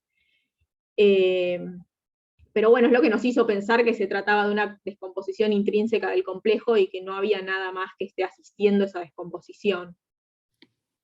Ok. Y proponen este mecanismo donde se forma el radical fluorina. ¿Trataron de detectarlo por EPR? No tenemos en el Instituto de EPR, sin embargo, tampoco nos propusimos detectarlo. Sin embargo, lo que sí observamos es que en otros trabajos donde sí detectaban fluorinas, en general lo hacían a baja temperatura y son evidentes por unas bandas de la porfirina que aparecen más al IR, como 800 nanómetros más o menos, con lo cual tal vez en condiciones apropiadas se puede ver, se puede ver el espectro en UV. Lo que pasa es que en agua tampoco podemos disminuir mucho la temperatura, y sí, obviamente que nos quedó esa duda, y de hecho uno de los trabajos pendientes que queda desarrollar con Juan es ver si con alguna otra porfirina, en algún otro solvente que podamos variar más las condiciones, podemos detectar esa fluorina. Sigue siendo una propuesta igual, pero sí, por poder detectarla sería como la evidencia que nos falta para estar más seguros de que eso es lo que está pasando. Sí, tendrías que a lo mejor tratar de, no sé qué tan estable sea, entonces tratar de atraparla, no sé, rapid freeze quench o algo así, ¿no? Claro, con alguna técnica más especial. Sí, eso estaría muy bueno. Sí. Y bueno, pensando en ese mecanismo que propones, y pensando también en el pKa de 9.7, y nos hiciste énfasis que la especie de hierro HNO pues sería relevante fisiológicamente, ¿no? Entonces, si pensamos que podemos tener esa especie ahí y que se descompone por este mecanismo, se reoxida por este mecanismo formando un radical, ¿cuáles serían las implicaciones pues fisiológicas? Bueno, en principio, una de las preguntas que queríamos saber era en dónde estaba parado el pKa en relación al pH fisiológico, digamos, que por eso concluimos que es factible que se puedan formar estas especies. Tomando, siempre obviamente no olvidándonos que estamos usando un compuesto como modelo, que es la porfirina sintética, y que tiene un montón de diferencias con las enzimas en cuestión. Y en particular, justamente la implicancia que podíamos sacar es que en el caso de tener un grupo hemo embebido, digamos, en una estructura proteica, en esos casos no tiene por qué estar disponible una posición de sustitución análoga a la meso o alguna cercana por ahí a la que pueda recibir ese átomo de hidrógeno. Entonces, justamente, como vimos que en trabajos anteriores habían podido preparar complejos proteicos de HNO que eran estables por semanas, bueno, una posibilidad es que justamente no esté disponible este mecanismo de descomposición en esos complejos proteicos, porque bueno, no sé, está el grupo hemo anclado a los aminoácidos, por ejemplo, y no es que tienen posiciones mesodefinidas a las cuales podría ir a parar. Eso es lo que podríamos decir así, muy inocentemente, sin implicarnos en mucho más. Y también mencionaste como una perspectiva, ¿no? Estudiar la reactividad de estas especies frente a tioles, ¿no? Cisteínas o sí, aminoácidos que puedan reaccionar con estas especies. ¿Cuál sería la implicación de todo lo que has aprendido? ¿Qué esperarías ver? ¿Qué tipo de reactividad esperas? Bueno, sabemos que el HNO en fase libre, o en fase gaseosa, reacciona con residuos tiolados, se forman nitrosotioles y otras especies. Actualmente hay una becaria postdoc que está en el laboratorio que está siguiendo este trabajo, digamos, de estudiar la reactividad del nitrosilo y los complejos reducidos en principio con sulfuro de hidrógeno, pero también con tioles. Y no, en principio lo que queríamos observar es si se forma algún tipo de intermediario distinto en el cual se evidencia alguna reacción entre el ligando HNO o NO- con la especie de azufre. Sabemos como que es reactividad que es medianamente conocida en fase gaseosa o las especies libres en solución, digamos, y no coordinadas, pero no sabemos qué pasa si están coordinadas, así que eso se está explorando ahora. Espero que tenga buen puerto también. Sí, de hecho, bueno, al menos la química más cercana que conozco de eso es, hay por ejemplo, neuroreceptores como en el NMDA, que la nitrosilación de cisteínas en ese receptor son importantes para la modulación y la entrada de calcio.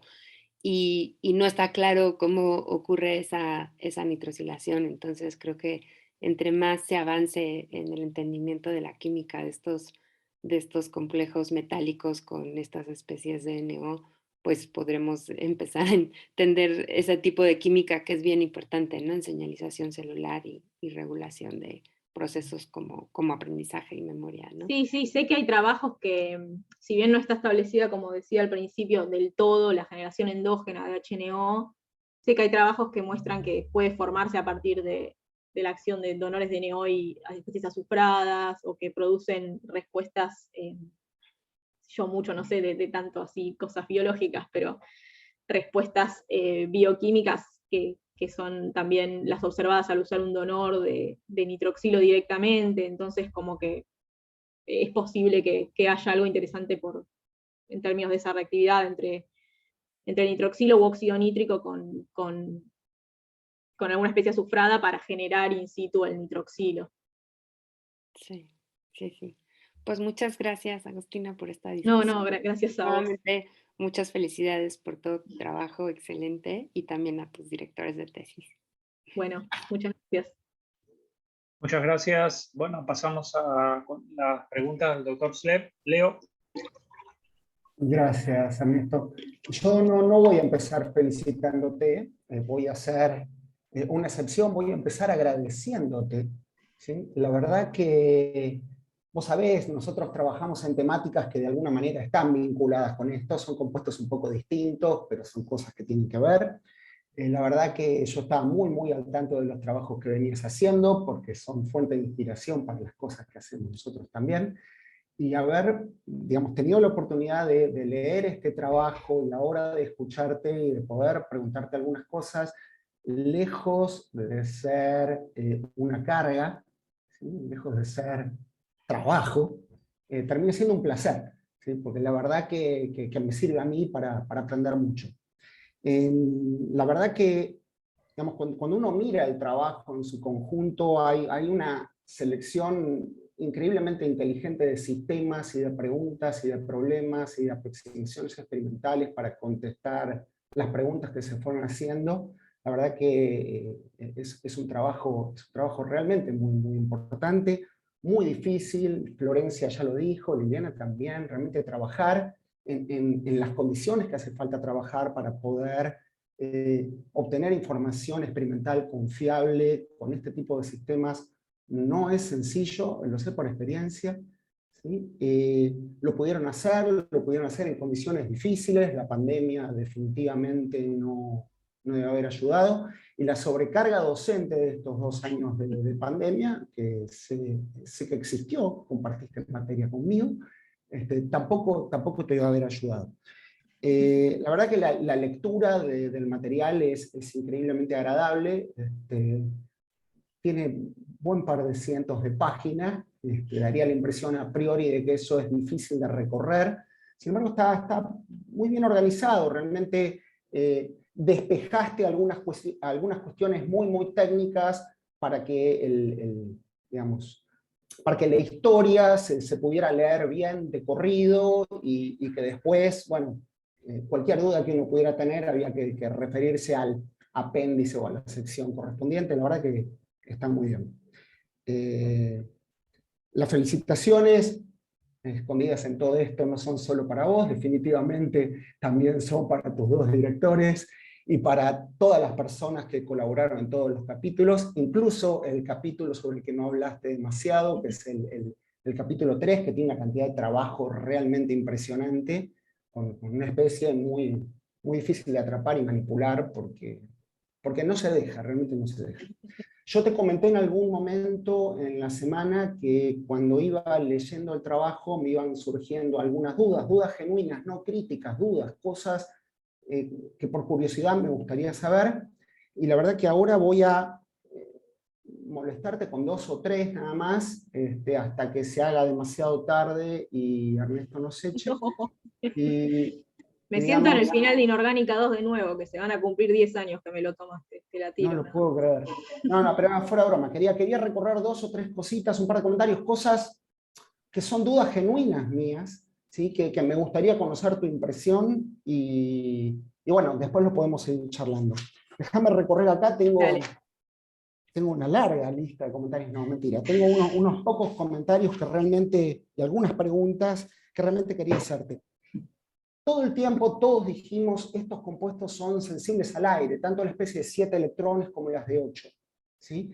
Y un problema que nosotros tenemos habitualmente es que aún trabajando con las cubetas en la caja de atmósfera inerte o con técnicas de Schlenk, en el momento en que uno las saca y las lleva al espectrofotómetro y empieza a trabajar, no podemos evitar que si esas cubetas se tapan con tapones de Teflon, termina entrando aire de alguna manera, y si tienen septas siliconados, incluso de alguna manera permea aire. ¿Sí? ¿Qué certeza tenés vos de que en toda esta historia no tuviste ingreso de aire en el sistema y que alguna de las cosas que vos estás viendo no sean simplemente artifacts, resultados de ese oxígeno que entró? Y es la gran duda que siempre tenemos, ¿no?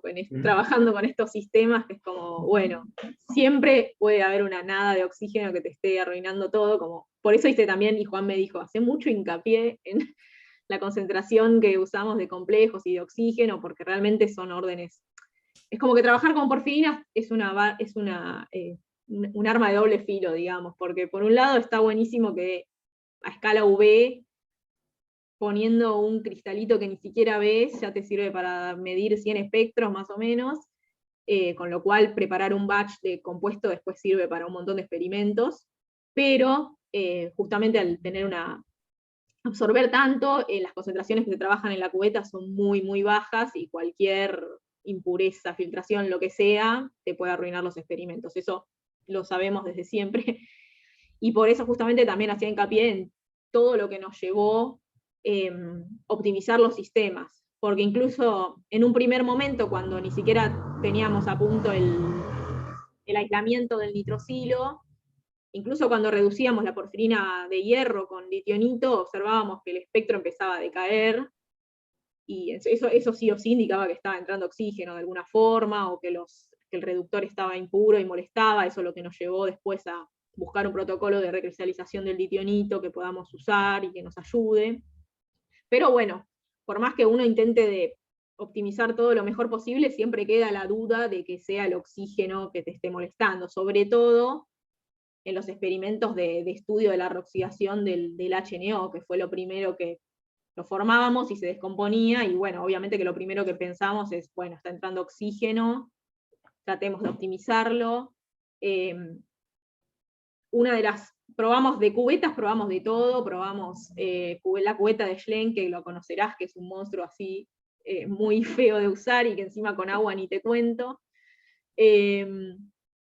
También utilizamos, bueno, cubetas de paso óptico 1 centímetro, después nos decidimos a utilizar esta que es más finita porque nos pareció que hacía un buen efecto, digamos, en evitar que difunda tanto el oxígeno, como que notamos que fue un incremento en eso. En un primer lugar, tal vez primero preparábamos algunas soluciones y después las desgasábamos, después pasamos a armar todas las soluciones adentro de los tubos de Schlenk, incluso los buffers, todo en el día.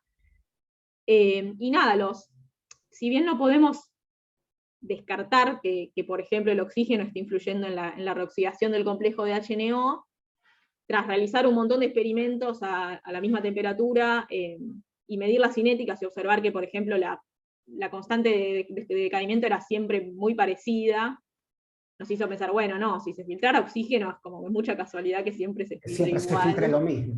Claro, entonces, bueno, si bien es algo que obviamente no podemos descartar del todo, como que notamos un efecto que no se debe a eso principalmente, al menos. Pero bueno, después hay otros casos, como por ejemplo lo que comentaba en los experimentos en medio orgánico, cuando hicimos la reducción para ver en el IR, que después al agregar ácido veíamos la reaparición del nitrosilo.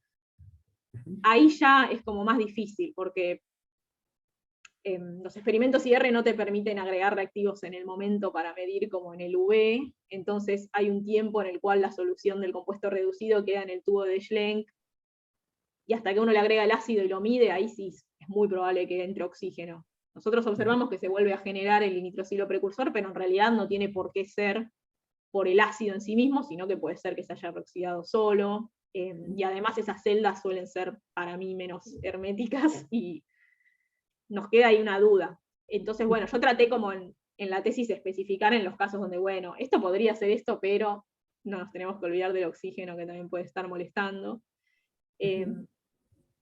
Pero bueno, básicamente en un momento ya es como, hice todo lo más reproducible posible, creo que minimicé las filtraciones, y uno confía que los resultados que está viendo no se deben principalmente a la filtración de oxígeno.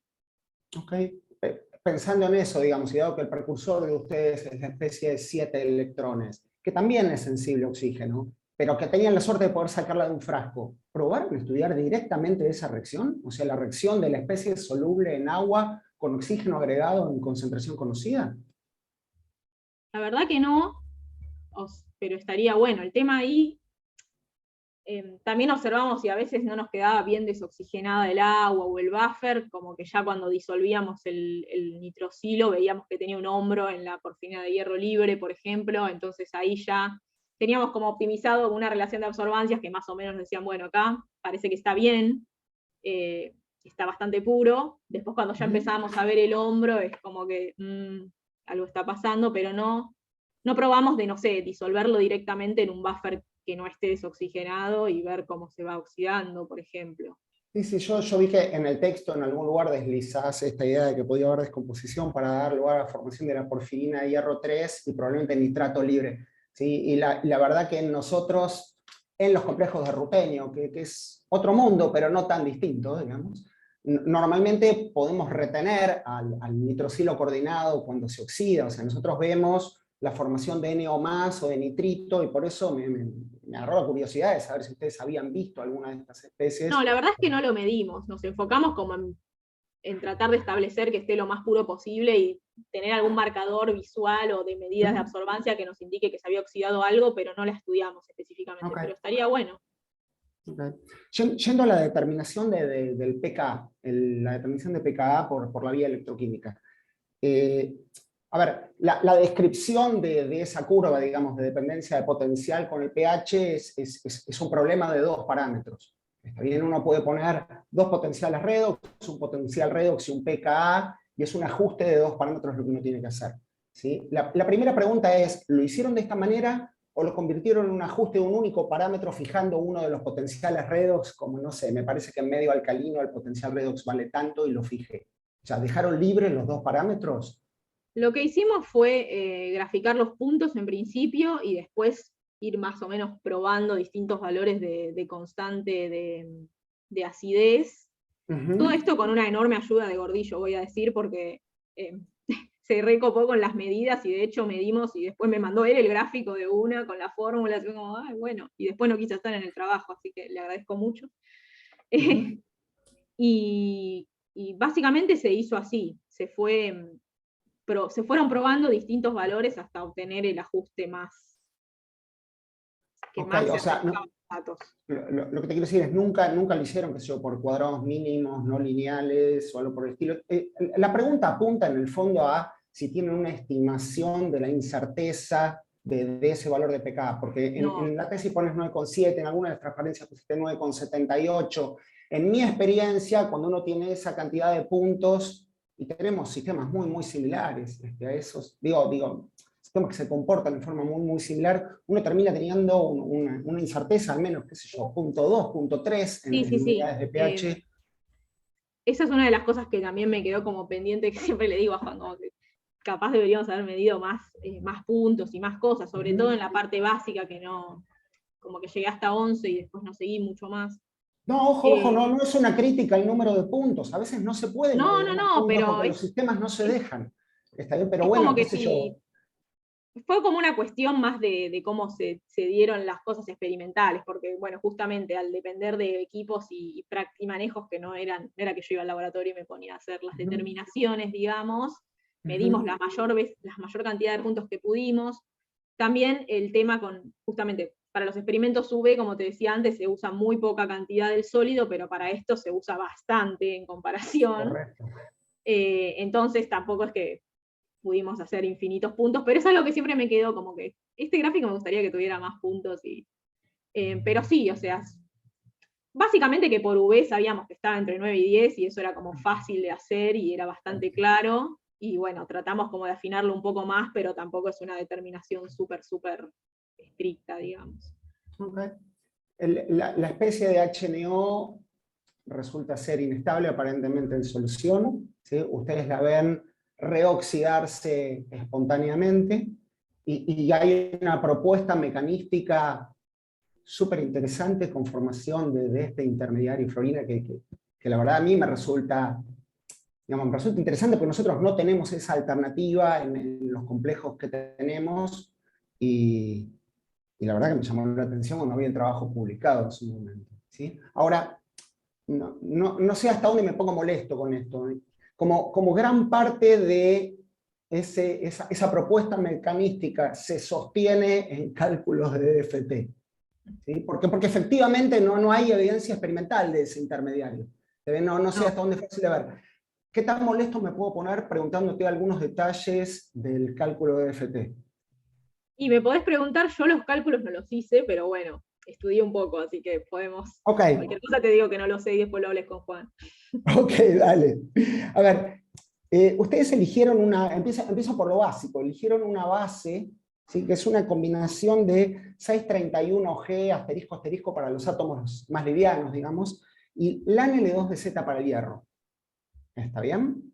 Eso imagino que apunta a tratar de bajar el costo computacional de usar una base así full electron para todo el mundo, ¿sí? Pero la realidad es que son tantos los átomos distintos de hierro, hay tantos carbonos, hidrógenos, nitrógenos por ahí dando vuelta, que el tamaño de la base no cambia tanto cuando uno va de 631G y todos los asteriscos que uno quiera a la N2 de Z. ¿Hicieron algún tipo de benchmark para ver si realmente había ahorro de tiempo en el cálculo? O bueno, se inspiraron en alguna receta que usa alguien más en algún otro sistema para poder hacerlo? Sí, tengo entendido que los parámetros se eligieron en función de otros trabajos que calculaban algo similar. La verdad no sé decirte si se hizo así como un benchmark, como vos decís. También hay cosas como que es como un cálculo muy, no sé cómo decirlo, como para ver si nos permitía ver alguna cosa nueva que no se nos había ocurrido a partir de la experiencia, pero sabemos que no es un cálculo súper estricto, sino que es más tendiendo a lo más básico que se puede hacer, porque de hecho utilizamos la porfirina que no tiene los sustituyentes sulfonato, no tenemos solvente, es como algo muy aproximado, y de hecho tampoco, si bien la propuesta de las florinas nos llamó la atención a nosotros cuando apareció ahí, porque después buscando en literatura vimos como que se formaba en distintas condiciones, en algunas porfirinas justamente de níquel creo, que generan hidrógeno por tener como un bracito ácido que tiene un protón, y se producen ahí, se forma la florina, y eso nos re llamó la atención, porque es como, bueno, estas cosas sí se midieron en algunas condiciones, no es como una cosa que se le ocurrió al cálculo porque no tenía otra cosa que hacer, que era lo que yo primero pensé también. Pero bueno, igual tampoco, si bien no hay evidencia experimental de la florina, como que la otra evidencia que teníamos de los experimentos cinéticos como que daban a entender que de alguna forma el paso determinante estaba en soltar ese átomo de hidrógeno a algún lado, y bueno, y esto nos permitió proponer algo, pero no deja de ser una propuesta, o sea, no pondría las manos en el fuego tampoco por la florina, y estaría bueno calcularlo mejor también.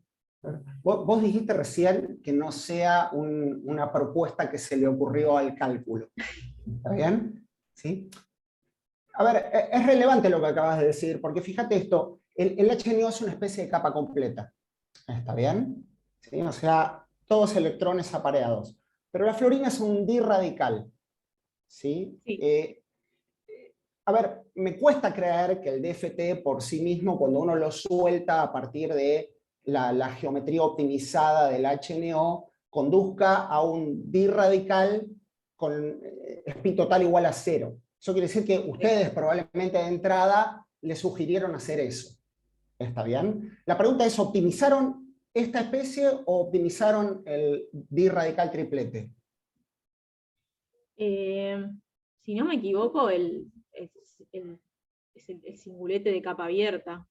Es el singulete de capa abierta y es el que usaron para poder hacer digamos, la Tengo coordenada entendido de que sí. reacción. Igual, si no me equivoco, también lo habíamos comentado esto con Juan, y creo que él también había evaluado las dos posibilidades y no daba muy distinto, si no me equivoco. Okay. Pero sí, justo eso del dirradical y la capa abierta, la capa cerrada, lo estuvimos discutiendo estos días, porque a mí también me llamó la atención. Sí, a ver, es un algo que a ver, yo no pude darme cuenta leyendo el texto, y es una duda que, ahora le voy a echar la culpa a alguien, que se me vino a la cabeza con la pregunta que hizo Liliana respecto de la posibilidad de detección por EPR. Digo, porque resulta que ese dirradical o tiene spin total igual a 0, ¿sí? O tiene spin total igual a 1, y por EPR en banda X normalmente va a ser muy difícil de detectar, independientemente de lo difícil que es además congelar ahí la solución para poder verlo. ¿Sí? Y me preguntaba si ustedes habían hecho algún tipo de cálculo para poder evaluar realmente qué esperar, si la especie con spin total igual a 0 de capa abierta o el triplete de capa abierta, pero bueno, no sé, es algo que hay que mirar un poco. Estaría bueno hacerlo, sí. Si tenés ganas podemos beber de hacerlo con alguien que la tenga más clara en cálculos, al menos que yo, que soy más de meter las manos en la masa que otra cosa, pero... No me queda duda, bueno. o sea, Perdón, yo dije que me iba a poner molesto, no me queda ninguna No, duda. no, La está cantidad bien. de trabajo Yo ya me lo había experimental que imaginado hay igual. acá es enorme, no es crítica esto, es No, no está bien. duda. ¿Sí? A la hora de hablar del mecanismo, escribiste una frase, dice así, mira, voy a tratar una frase que a mí me sorprendió. En la página 136 dice algo, 136, si no te la acordás de memoria está mal, ¿está bien? Dice algo así como, el signo negativo, el delta S de activación, ¿sí? Es una indicación, es consistente con el mecanismo intramolecular. ¿Está bien? Y juro que lo leí 5 veces y no me di cuenta por qué. Sí, no sé, ¿Por eso qué lo el agregué signo al tiene que final ser y después negativo? cuando lo releía dije, esto no lo debería haber puesto. No, en realidad lo pensé más por la negativa, como que si esperaba como algo más disociativo. Todo esto inspirado por Inorgánica 2, obviamente, porque se me va a ocurrir, ¿no? Nos vas a echar la culpa a nosotros. Si esperaba algo más así como más disociativo estándar, esperaba que fuera mayor a 0, y bueno, como que diera menor a 0 me llamó la atención, pero sí, te doy la derecha de que no está muy, muy bien explicado, tal vez. Fue como algo que quise poner ahí, porque ponía ese valor y no decía nada, y quería decir algo, la verdad. Como que bueno, si fuera intramolecular, podría ser, como que se acerquen, y no sé. Bien. La otra digamos, es lo último que te quiero comentar y es realmente una pregunta. En algún momento, algunas páginas más adelante, ¿sí? Vos, digamos, explorás la reducción de la especie de 7 a 8 electrones. Hacen la electroquímica y hay alguna comparación con otras especies y hay comparación entre solvente orgánico y agua, ¿sí? Y la verdad que cuando miro esos números, hay algunas cosas que a mí no me terminan de cerrar. ¿Sí? Por ejemplo, vos escribís en algún lugar algo así como la reducción en diclorometano es más favorable que en agua. Decime si pifié en lo que leí. No, ¿Sí? puede ser que esté Dice algo bien. así en algún lado. A ver. Sí, yo eso lo tenía anotado en alguna parte, la comparación de los potenciales. A ver, yo eso lo vi en página 195, Sí, dice acá mi machete, pero soy incapaz de ver ahora la tesis original sí, para ver si puede ser. está O sea, bien. me había llamado la atención justamente porque está bien que en el medio están metidas algunas conversiones de potenciales. A eso iba exactamente. O sea, la verdad que en mi experiencia el problema de referenciar en distintos medios es tremendo. ¿Sí? Vos usás digamos, una pseudo referencia de ferroceno en medio orgánico y convertís a la escala de Calomel usando el valor del review de Connelly. ¿Está bien? Ese es el número que usás y está bien, lo hemos usado todos. ¿Sí? Pero la verdad es que cuando uno mira, hay trabajos posteriores que parecen corregir los valores de Connelly. Y de hecho hay un trabajo, mira, hay una inorgánica química acta del 2000 que nos cita a nosotros, ¿sí? Lamentablemente por los motivos equivocados, tratando de mostrar cómo los problemas de conversión de un medio a otro, de trabajar en la misma escala, ¿sí? Normalmente puede llevar a conclusiones muy equivocadas. Sí, ese ¿Sí? fue un tema que también discutí bastante, como cómo expresarlos, cómo ponerlos. En un momento quise poner todo referenciado a hidrógeno, después dije no, porque, no sé, tuve varias idas y vueltas con ese tema, porque sé que no es trivial. A ver, efectivamente no es trivial. Muchas veces pasa que en esta cosa de usar esta pseudo referencia de ferroceno y confiar en la determinación del potencial de ferroceno contra los electrodos habituales, en esa conversión, cuando las cosas son muy sutiles, la verdad que uno no puede terminar de decir si realmente el potencial es más alto o más bajo en un medio que en otro. En el caso particular de la porfirina esta, y ojo, puede ser que haya un montón de factores que a mí se me escapan, mi intuición me decía que en medio orgánico la reducción tenía que ser más difícil, porque al reducir aumenta la carga negativa. Entonces yo voy generando especies cada vez más negativas en los medios menos polares. Sí, eso también lo pensé, y de hecho había leído un trabajo de Juli que él tenía la misma especie que era soluble en agua y acetonitrilo, y justificaba eso justamente, que era más fácil en agua. Sí, en nuestro caso son cationes, entonces es un poquito Claro, distinto. está bien, pero digamos, iba como que me hizo dar cuenta y dije, pero esto no es lo que yo esperaría, nada, o sea, esperaría lo contrario en todo caso. Y eso me di cuenta ahora preparando la charla, te digo, porque estuve viéndolo y dije, esto no es lo que uno pensaría. Como que en su momento lo puse medio como para hacer una comparación, pero es cierto que uno esperaría lo contrario, y después pensé que bueno, también, está bien, es la porfirina cargada, pero están esos contraiones que son unos bodoques ahí, que no sé tampoco, evidentemente deben estar como muy cerca a la porfirina, porque si no, no sé cómo se solubiliza en... Sí, es posible que haya algún tipo de asociación iónica que influya en todo esto, sí, podría ser. Eso es lo que pensé este último tiempo, pero sí, más allá de los líos con las referencias y eso, también había pensado que uno esperaría el efecto contrario al pasar a medio orgánico, así que, no sé, lo que se me ocurre es eso, que los contraiones están ahí jugando algún rol clave. Listo, bien, por mí nada más por ahora, prometo molestar después. De vuelta, muchísimas gracias y felicitaciones No, a gracias a vos, ustedes. los directores, todos los que participaron. Trabajo hermoso. Gracias. Bueno, muchas gracias. Bueno, si hay alguna pregunta del jurado que quedó, es ahora. Si no, yo voy a pasar al jurado a una sala, a un break room, y me esperan ahí, que yo voy a ir en un segundo si me sale. Si no, van a tener que volver a entrar a esta aula. Agostina, te puse de coanfitriona por si todo falla. Bueno.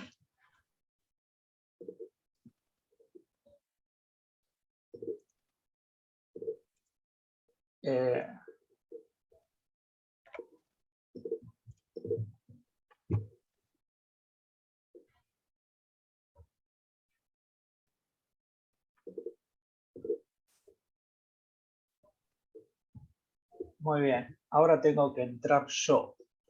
Bueno, los dejo. Pueden charlar y chusmear. Bueno.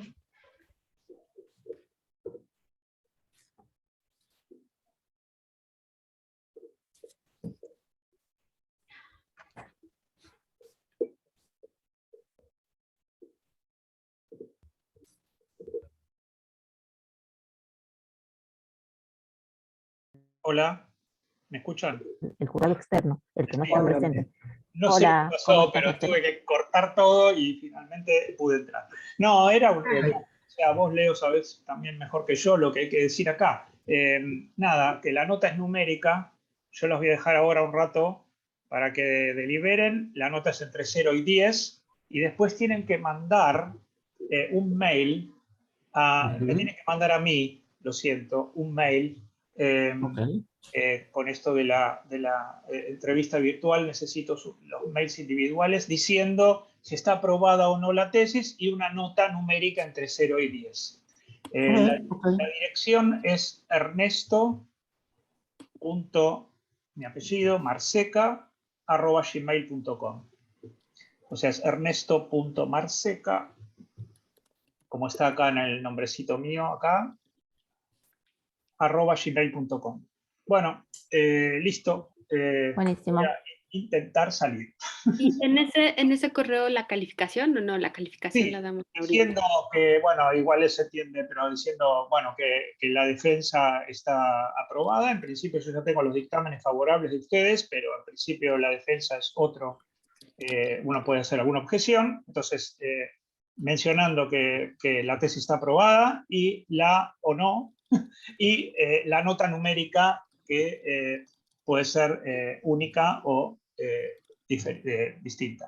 Bueno, los dejo. Después, abajo a la derecha hay un botón azul, creo, que dice salir de la sala, y deberían volver a la otra sala en donde alguno de ustedes, si quieren, informa la decisión del jurado.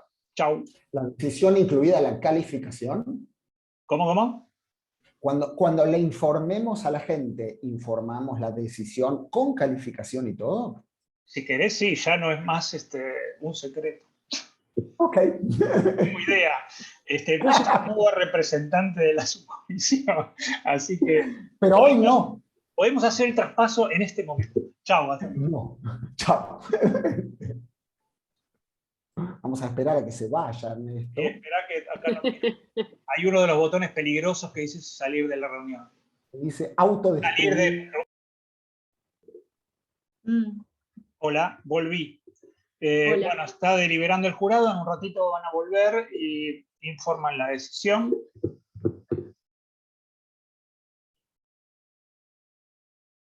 Lo que no sabemos bien es cómo es el tema de la virtualidad todavía, pero supongo que eso los jurados pueden hablarlo con vos después. No, yo acabo de pasar a la sala para explicárselo a ellos. Ah, bueno, buenísimo. Ya está todo Porque solucionado. me habían preguntado a mí y yo no tenía ni idea. No.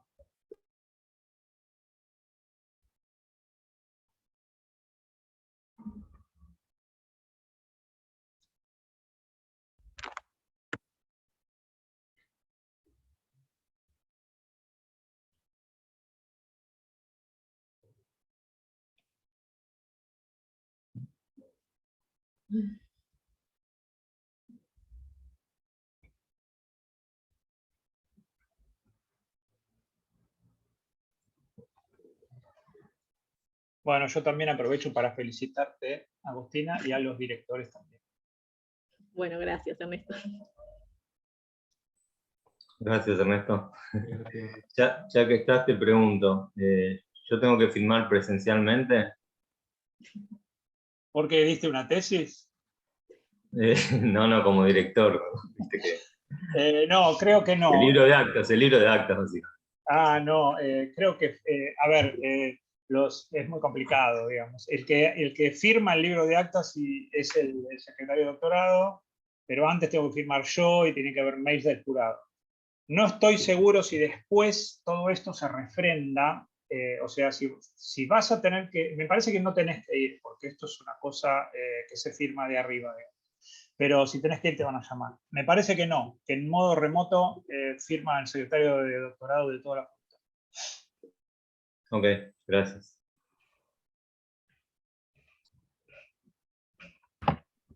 Perdón, no sé si será igual, pero yo defendí hace un año más o menos y 6 meses después tuvimos que ir mi director y yo a firmar y también fue todo virtual. No sé si seguirá siendo así.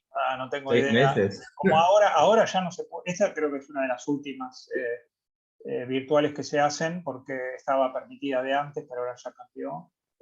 Sí, puede ser, pero es porque, digamos, es una directiva de decanato de refirmar todo lo que fue aprobado por las resoluciones de virtualidad, pero medio como para, no sé, como para estar seguros. Pero en realidad, cuando firma el secretario de doctorado, de acuerdo a la resolución vigente hoy, está aprobada la tesis, te pueden dar el título.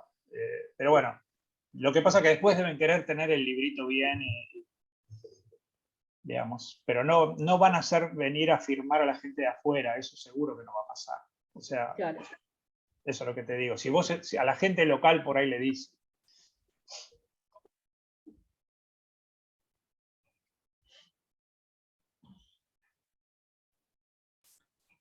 Yo quería aprovechar este momento también para felicitarte, Agus, por todo el trabajo que hiciste todos estos Gracias, años Juli, y que le por hicimos las juntos discusiones y también. por bancarme.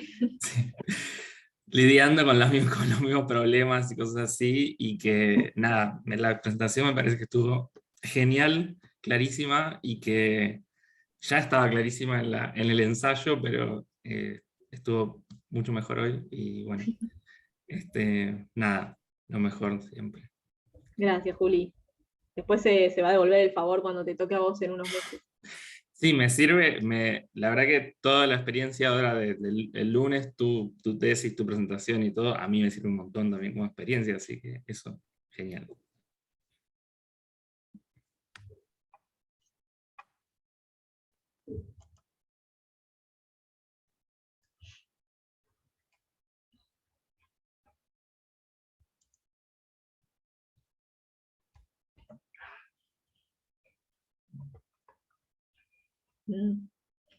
Es más raro este momento.